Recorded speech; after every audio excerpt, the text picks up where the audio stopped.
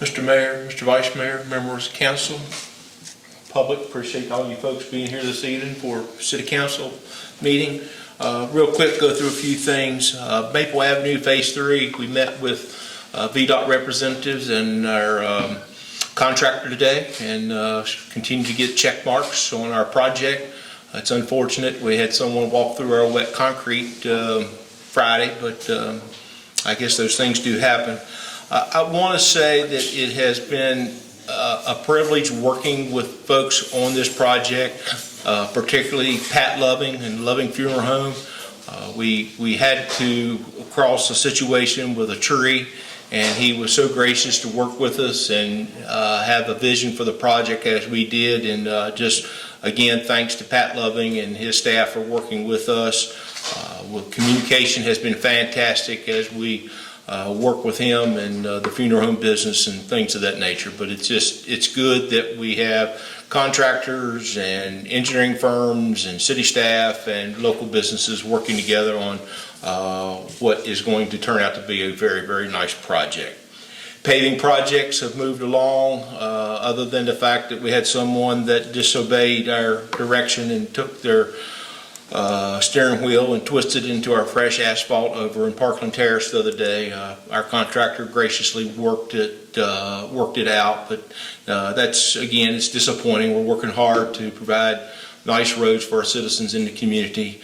But Parkland Terrace, and we're moving into Parkland Heights as early as tomorrow.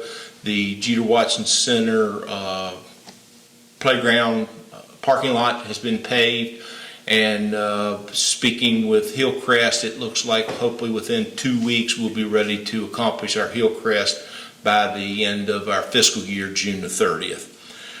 Casey Field, Booty Albert Stadium, continue to have some cosmetic improvements to it. I assure you we will be ready for football season, and it will look very nice down there. And kudos to our staff and to the various contractors that, again, have worked together to perform work that we're doing down there. We continue to address overgrown vegetation in our community. We gave everybody a warning that we would be doing so.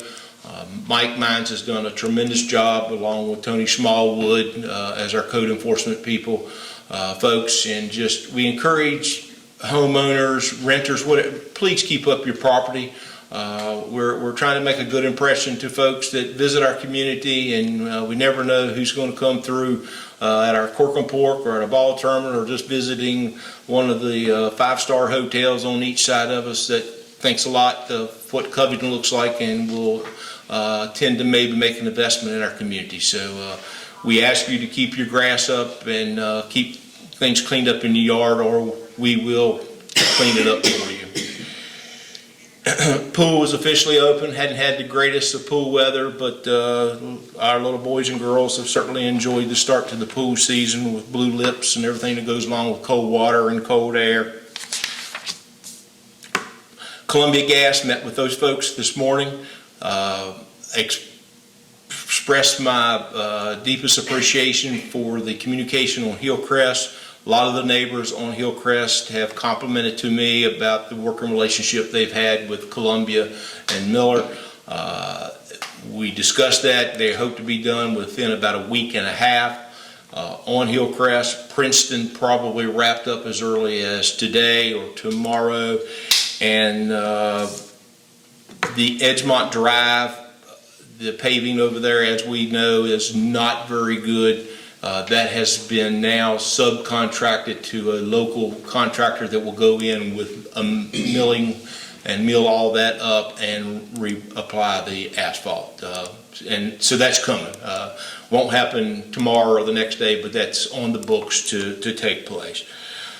Also with Columbia Gas, it does appear that they're going to be with us for a while, as long as 2030, maybe as long as at least 10 more years. So there will be projects ongoing throughout our community, and we express sincerely the desire to communicate, because we are going to aggressively move forward with some paving here in the city.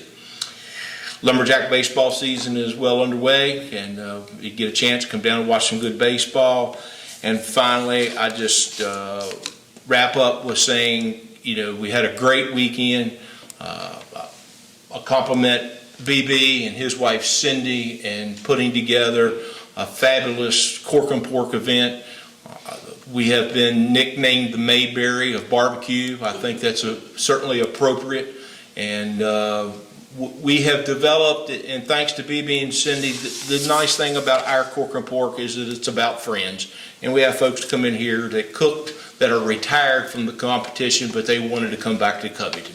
And that speaks well of who we are. So again, thank you to BB, Cindy, the other volunteers, and most importantly, our folks, Recreation, Public Works. When you came into the community on Sunday morning for church, it did not look like we had thousands of people present over the weekend. So again, thanks to those folks. Thank to you all for your support, and thanks to our hardworking folks on payroll that do a great job for us each and every day. Any questions? Thanks. Citizens? Good? Thank you. Thank you. Thanks, Alan. But I do want the Old Town Covington folks, all of them were great, did Yeah. a lot of good stuff, worked wherever they needed to be. Alan's people, I guess we can say, that especially the Public Works and Parks and Rec were all over it. They were doing everything they could do and put in a lot of hours to help. It took the whole community to come together and pull that off. The heavens allowed us a little bit of grace. We did get a couple hard showers, but No that worked out. derecho. No derecho, No flood. no No flood. But, it was just a good weekend, a good event in Covington, and it's good to see things coming together like that. Very few people were complaining. Most people were happy, and that's the main thing. So I just wanted to give credit to everybody, and we could stay here all night and start listening to people. You look around the room, there's people sitting in the room that were here working all the time. And it's a good thing. Good. Just wanted to mention that.